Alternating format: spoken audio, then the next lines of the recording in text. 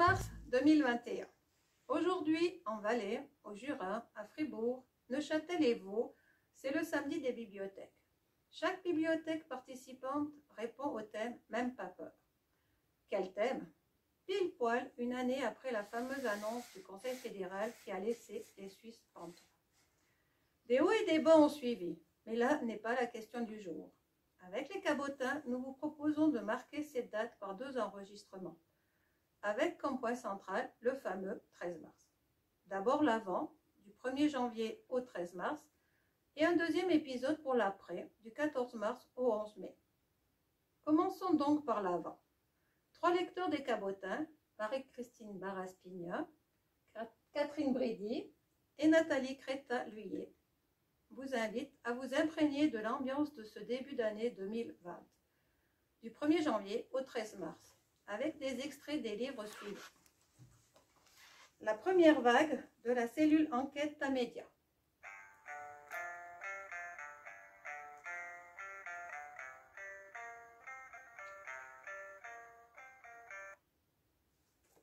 Le mammouth et le virus d'Eugène.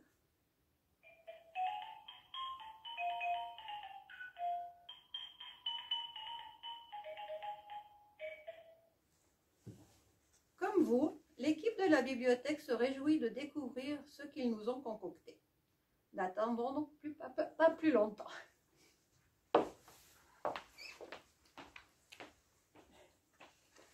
À Nouvel An, on se dit bonne année. Moi aussi, je vous souhaite une bonne année. Mais c'est quoi, au fond, une bonne année? Une bonne année, c'est une année où rien de grave ne nous arrive à nous et à nos proches. Une bonne année, c'est quand nous sommes heureux et que nous avons la santé. Et nous avons aussi d'autres souhaits, avoir du succès dans notre vie professionnelle, faire de bonnes notes à l'école, et puis nous espérons très fort qu'il y aura encore notre pain préféré à la boulangerie, même quand nous arrivons juste avant la fermeture. Bien sûr, nous souhaitons aussi que les autres aient une bonne année, qu'ils soient heureux et en bonne santé. C'est un grand souhait, si grand qu'on ne sait pas par quel bout commencer. Dans ma boulangerie, on sait comment rendre meilleure la vie des autres. Je viens souvent ici. J'achète mon pain et de délicieux amaretti fait maison, mais à chaque fois, je reçois bien davantage que cela. Le parfum déjà, ça sent tellement bon ici. Et puis les pains et les gâteaux sont présentés avec amour. Tous les clients sont accueillis avec chaleur. La plupart sont même interpellés par leur nom. Parfois, on échange quelques mots. Dans ma boulangerie, on pratique au quotidien la bienveillance envers des autres. On se regarde dans les yeux. Le pain, c'est un aliment de base. Et pourtant, beaucoup de gens en sont privés. Je suis heureuse que chez nous, tout le monde puisse acheter du pain. J'aimerais aussi que son prix permette de payer correctement ceux qui sèment et récoltent les céréales, un prix juste qui contribue à préserver la terre et la vie sur la terre. Parce que nous aimerions que nos petits-enfants puissent aussi se souhaiter une bonne année quand ils seront grands, tout comme les petits-enfants du monde entier. Parce qu'au fond, nous le savons, nous allons bien si les autres vont bien aussi. Je vous souhaite de tout cœur une bonne année.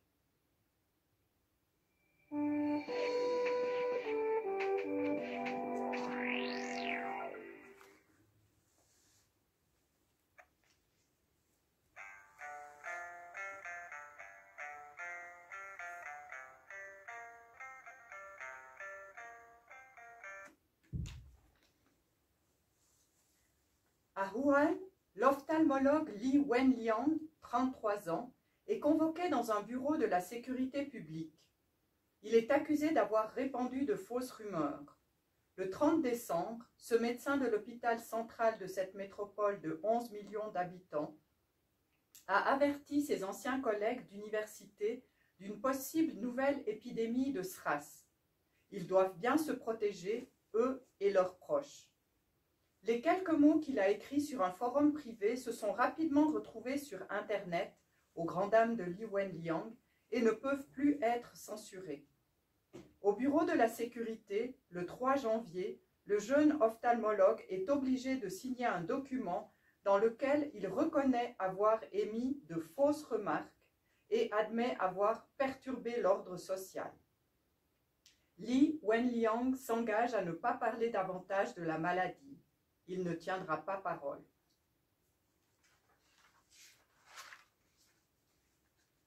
Le 16 janvier, un groupe de 30 touristes s'envole précisément de cette métropole de Chine centrale pour Rome. Le groupe de Chinois passera 9 jours en Europe, d'abord en Italie, puis en France, et entre les deux jours en Suisse, dont une grande partie dans le canton de Lucerne. Lors du vol aller, déjà, une des participantes à l'excursion se sent mal. Cette femme de 53 ans tousse de plus en plus. Lorsque son bus charter passe la frontière entre l'Italie et la Suisse le 19 janvier, l'Europe n'a pas mis en place de contrôle sanitaire, ni de restrictions de voyage, et a encore moins prononcé d'interdiction. À ce moment-là, le continent se sent à l'abri du virus. Le groupe de voyageurs de Wuhan sait que son programme de visite est chargé, mais la Suisse offre un fantastique spectacle, même à travers la vitre du bus, surtout avec ce soleil qui fait scintiller les montagnes. La femme de 53 ans, qui tousse depuis le vol aller, ne porte pas de masque de protection. Pendant la journée, les touristes chinois ne quittent le bus qu'une seule fois pour monter dans le train panoramique de Lucerne.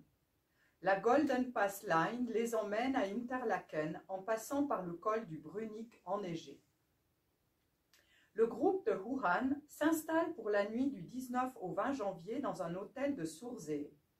L'endroit n'est pas ouvert au public, mais réservé uniquement aux groupes de voyageurs qui souhaitent se rendre rapidement à Lucerne ou dans l'Oberland bernois, ou encore, comme dans notre cas, à Paris. Dans la capitale française, la touriste malade ne se sent toujours pas bien. Entre-temps, elle a apparemment infecté sa fille. Lors de son premier jour à Paris, la jeune femme de 29 ans présente des symptômes qui semblent typiques de ce virus encore peu connu. Le groupe visite les grands classiques touristiques, puis s'envole pour la Chine le 24 janvier. Sur les 30 membres de ce groupe, 5 tombent finalement malades, tous avec des symptômes similaires.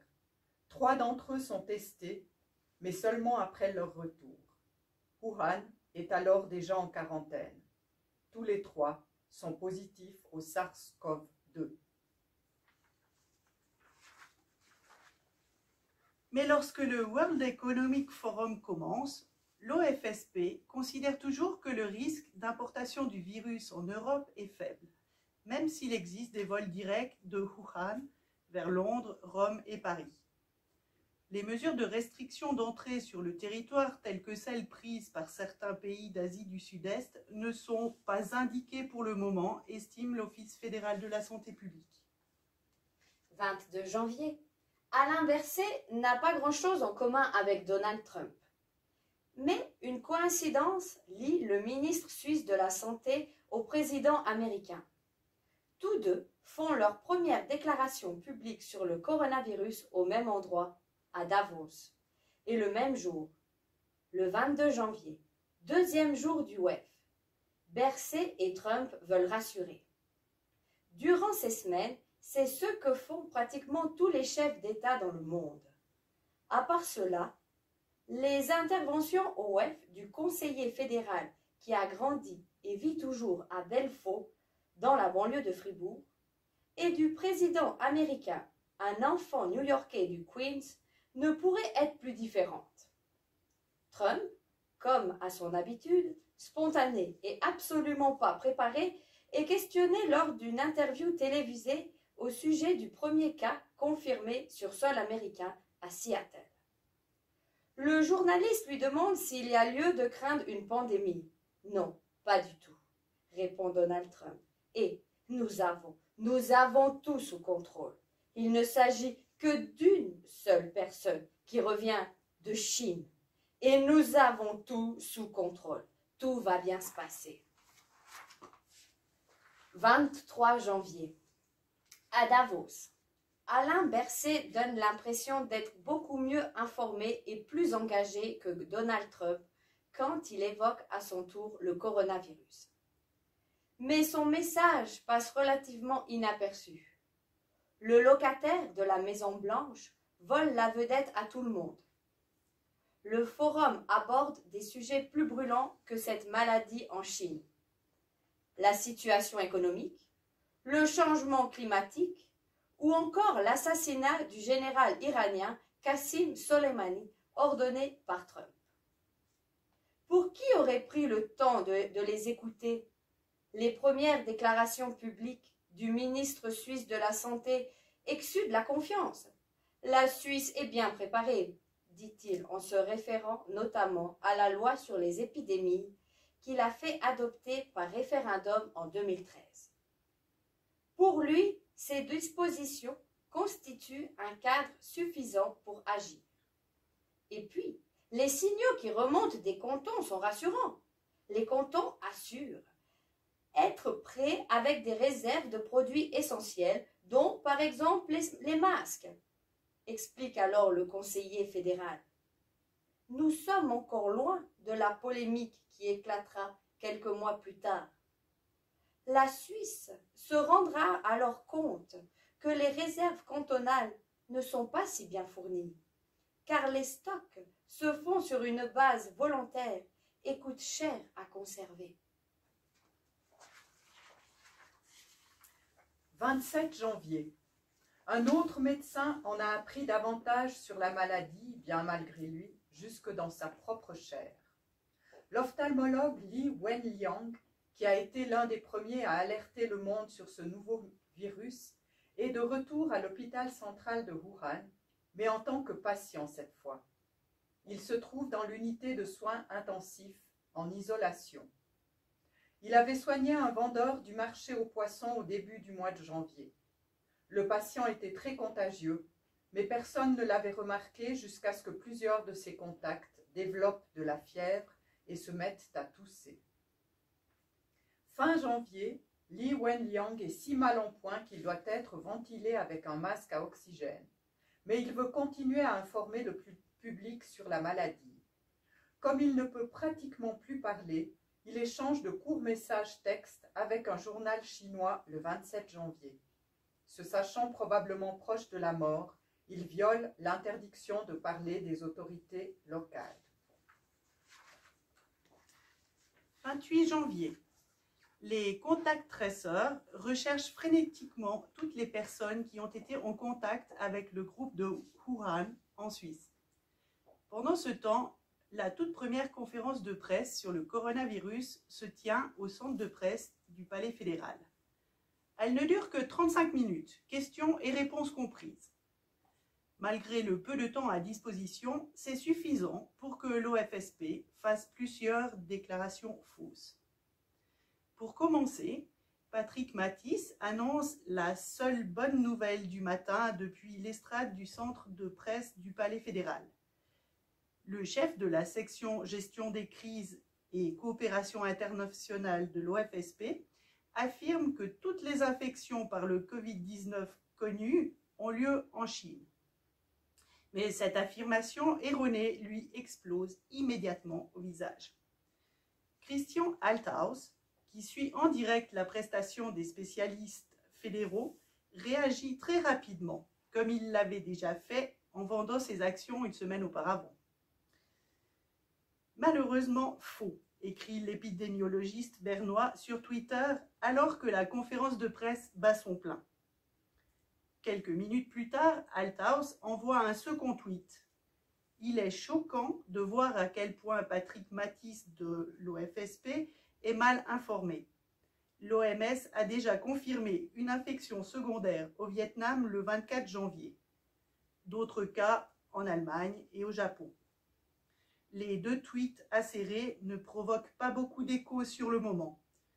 Une poignée de collègues spécialistes les retweetent ou les likent, dont Marcel Salaté ou le chercheur bâlois Richard Neher.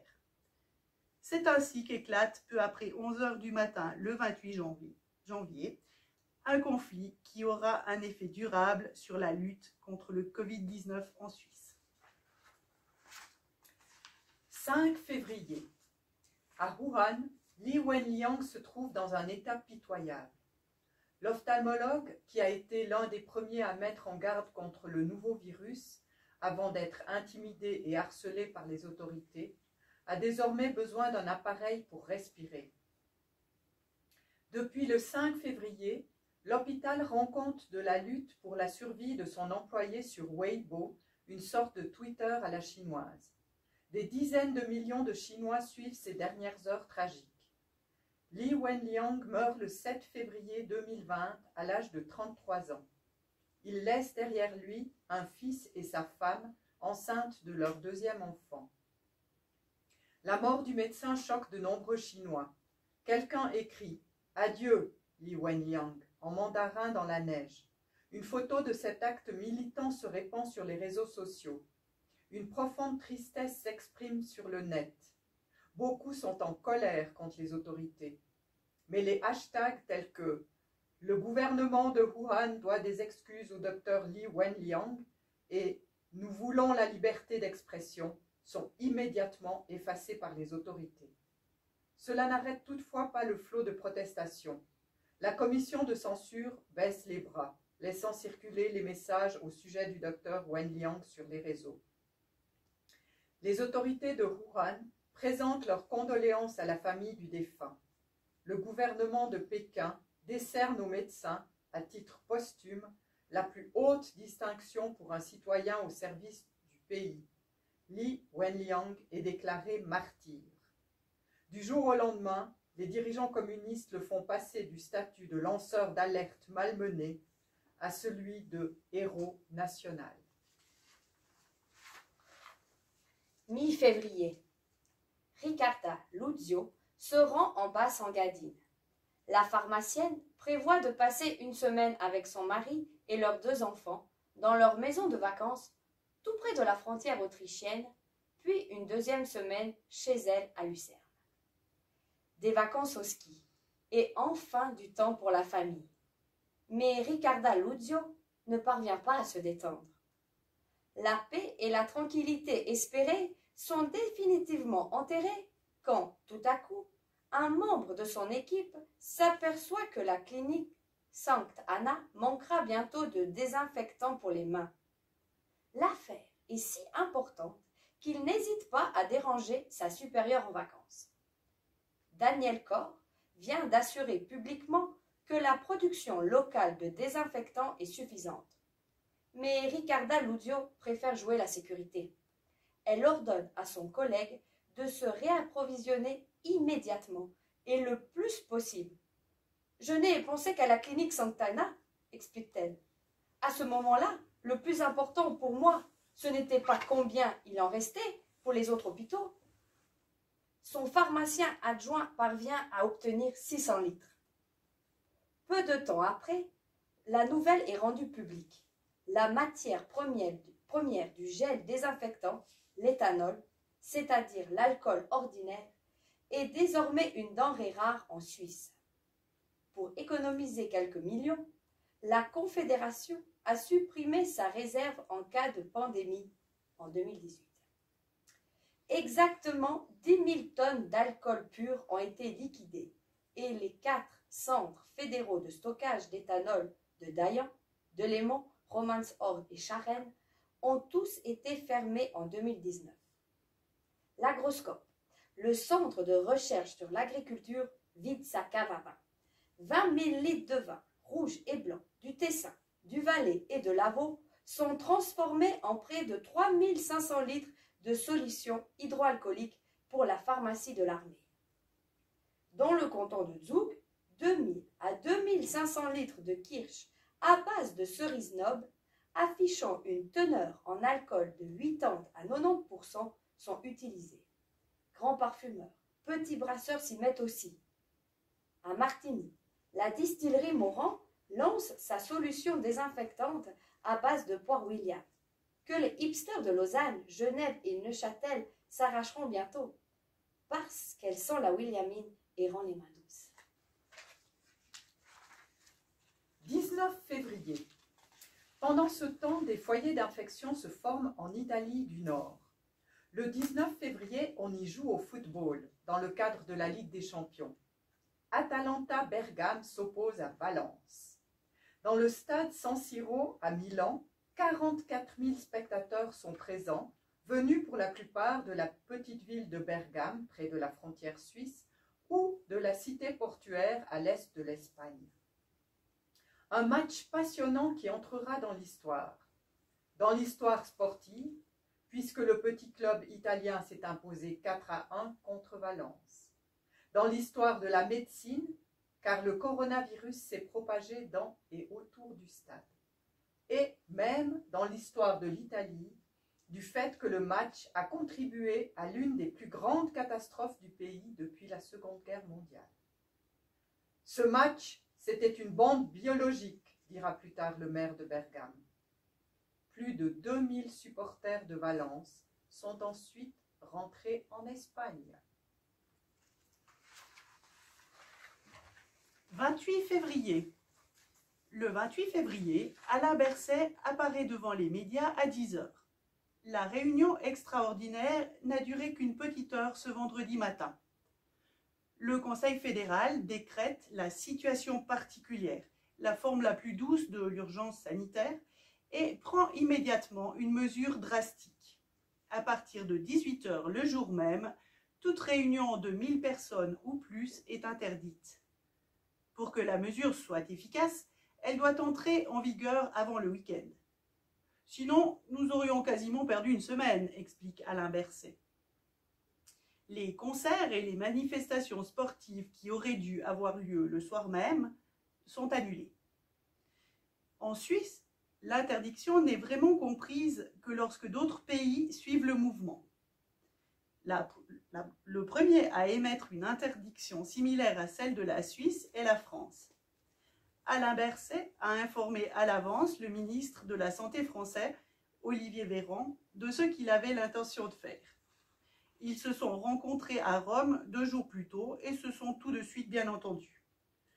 Le médecin de Grenoble n'est en poste que depuis 10 jours. J'ai trouvé important de le tenir informé pour conserver un climat de confiance, explique Alain Berset. Il m'a remercié pour l'information. 28 février. Invité à l'émission Forum, puis au 19h30 de la RTS, Alain Berset cherche à expliquer. Je suis très conscient que c'est dur. Je dois vous dire que les événements qui doivent être annulés durant les 2 prochaines semaines, particulièrement, je les connais bien, je les fréquente, ils vont me manquer aussi. J'ai ouvert le salon de l'auto il y a quelques années. On a mis le carnaval de Bâle au patrimoine mondial de l'UNESCO, patrimoine immatériel. Je connais très bien les Brandons de Payerne, à 10 km de chez moi. Ce n'est pas de gaieté de cœur. Ce qui guide le Conseil fédéral, c'est de mettre toujours la santé publique en priorité et de prendre au bon moment des mesures proportionnées pour essayer de réduire au minimum les conséquences négatives pour notre pays. Malgré les explications d'Alain Berset, certains accusent le Conseil fédéral d'avoir sacrifié les grands sports populaires, l'industrie du divertissement et même les grands événements d'importance économique comme le Salon international de l'automobile, interdit 6 jours seulement avant le début de son édition 2020. À quoi cela sert-il si les gens continuent à s'entasser dans les trains, les trams et les bus? Pourquoi est-il encore permis de travailler dans des bureaux en open space? Dans une salle de concert ou un stade, les mesures d'hygiène sont extrêmement difficiles à maintenir, répond le ministre de la Santé le même soir à la télévision alémanique. Mais mon but est de causer le moins de dommages possible à l'économie. De nombreuses personnes lui écrivent pour se plaindre de telle ou telle annulation. Il y a aussi des éloges. Mais sur les comptes Twitter, Facebook ou Instagram du Fribourgeois, les réactions négatives l'emportent. Une personne m'a même écrit pour me dire que je lui brisais son rêve, confie Alain Berset. À la fin du week-end, je connaissais la liste des concerts et des matchs par cœur. L'impact de la mesure a été massif, mais c'était nécessaire.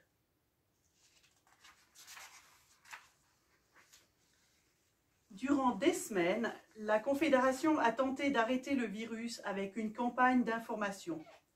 La promotion de l'hygiène des mains, du fait d'éternuer dans le coude ou dans un mouchoir et du maintien de la distance physique a eu un effet.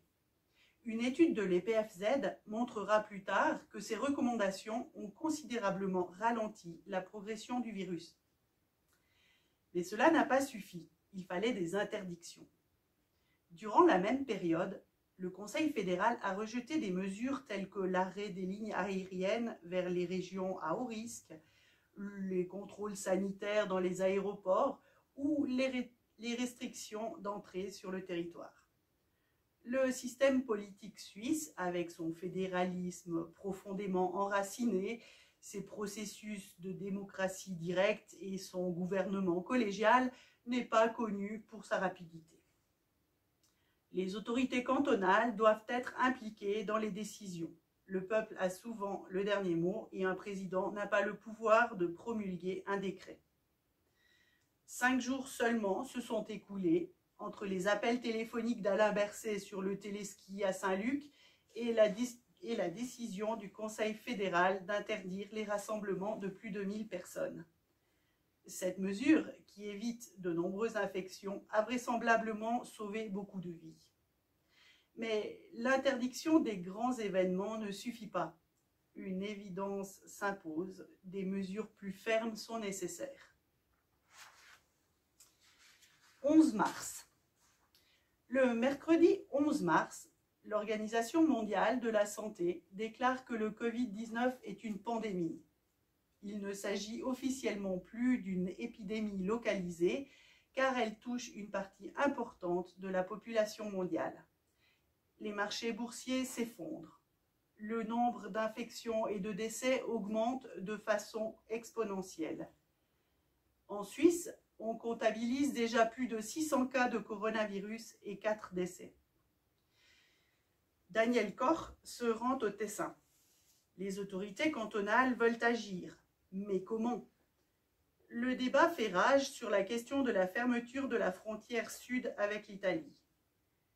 Mais ce que les Tessinois craignent le plus, confiera plus tard Daniel Koch, c'est que le Gothard soit fermé. Ici, à Bellinzone, il doit calmer les esprits. Dire que boucler le passage à travers les Alpes n'est pas une option pour Berne. Cela aurait été un signe de non-solidarité avec le Tessin, estime Daniel Koch. Ça aurait fait beaucoup de mal. Le bénéfice des mesures régionales reste assez limité sur le plan épidémiologique. L'Italie vient de le démontrer de manière impressionnante en bouclant d'abord de petites zones, puis en verrouillant le nord et, quelques heures plus tard, l'ensemble du pays. Le docteur Koch pense que cette tactique du salami est une mauvaise chose et s'engage fermement contre. « Je le ferai de nouveau, dit-il. La raison n'est pas seulement une question de cohésion nationale. Lorsqu'on met une zone en quarantaine, on déclenche un réflexe de fuite. Par exemple, lorsque les Italiens ont fermé les usines du nord du pays, de nombreux travailleurs sont partis vers le sud rejoindre leur famille. S'il y a une chose dont on ne veut pas dans une épidémie, c'est ce genre de fuite de masse. 12 mars. Le vent a tourné à Berne. Mais jusqu'au 12 mars, personne ne s'en rend compte, même au sein du département fédéral de l'Intérieur. Puis, ce jeudi-là, en coulisses, c'est l'effervescence. C'est le jour où les choses basculent vraiment, indique le conseiller fédéral Alain Berset. L'interdiction temporaire des grandes réunions expire dans 3 jours. Elle doit être prolongée. Cela ne fait aucun doute. Mais faut-il abaisser la limite actuellement fixée à 1000 personnes? Alain Berset doit présenter une proposition. Mais laquelle? À ce moment-là, se souvient le conseiller fédéral, nous sommes assez partagés au sein de l'équipe. Les plus restrictifs souhaitent limiter les rassemblements à 300 personnes. D'autres trouvent cela liberticide et plaident plutôt pour 500. Personne ne défend une variante plus stricte. Mais le fribourgeois est soudain submergé par le doute. Le conseiller fédéral, qui a toujours l'air sûr de lui, expliquera plus tard son état d'esprit au cours de cette journée cruciale. Personnellement, j'ai toujours vécu avec le doute. C'est un moteur qui me fait avancer. J'ai aussi appris à me méfier des personnes pétries de certitude. En même temps, Alain Berset est condamné à agir. En politique, il faut être capable d'envoyer des signaux clairs. Ce 12 mars, il a le sentiment de plus en plus fort que les choses doivent bouger. Il opte finalement pour une limitation encore plus basse qu'au Tessin, où les rassemblements sont déjà restreints à 150 personnes au maximum. Il se rendra à la réunion du Conseil fédéral le jour suivant avec le chiffre de 100 personnes. Le ministre de la Santé opère un revirement plus important encore. Jusqu'à présent, il a toujours préconisé que les écoles restent ouvertes. Il a soutenu la voie défendue par Daniel Corr à Bellinzone. Mais certains cantons plaident maintenant pour la fermeture des écoles. Au Tessin, des parents refusent d'y envoyer leurs enfants. Au sein de l'administration fédérale, on discute en long et en large pour trouver la meilleure option. Tard dans la soirée de jeudi, Alain Berset et son équipe se penchent une dernière fois sur le projet d'ordonnance qui oblige les écoles de rester ouvertes. À 20h30, il ne reste plus que quelques détails à fignoler lorsque Alain Berset reçoit un SMS de son ami Christian Levrat, président du Parti socialiste suisse. « Tu as vu ce qu'il se passe en France ?» Alain Berset allume la télévision et constate que le président français, Emmanuel Macron, vient d'annoncer la fermeture des écoles. Il appelle Olivier Véran. La veille, le ministre français de la Santé lui a assuré que les écoles françaises resteraient ouvertes.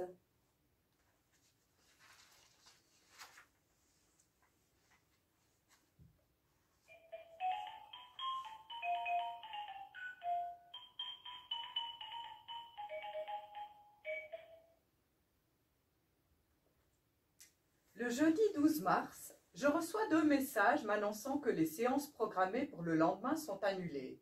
Trop de participants malades.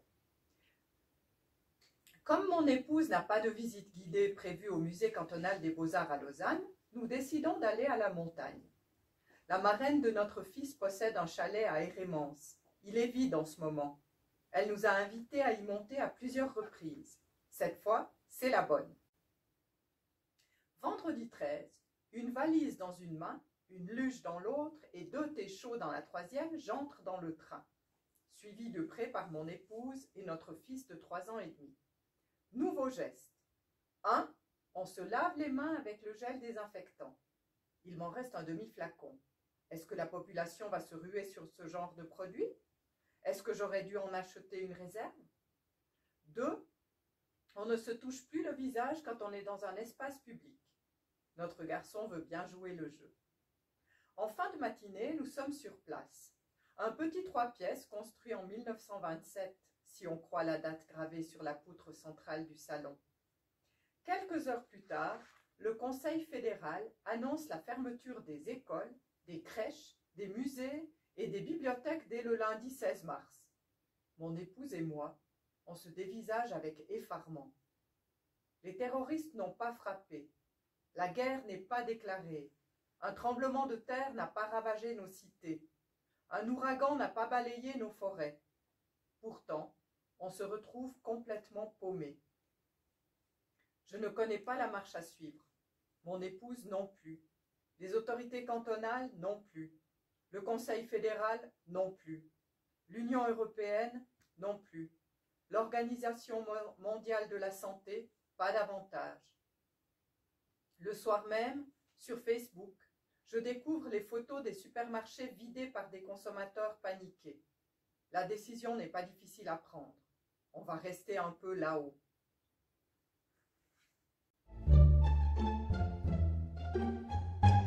Thank you.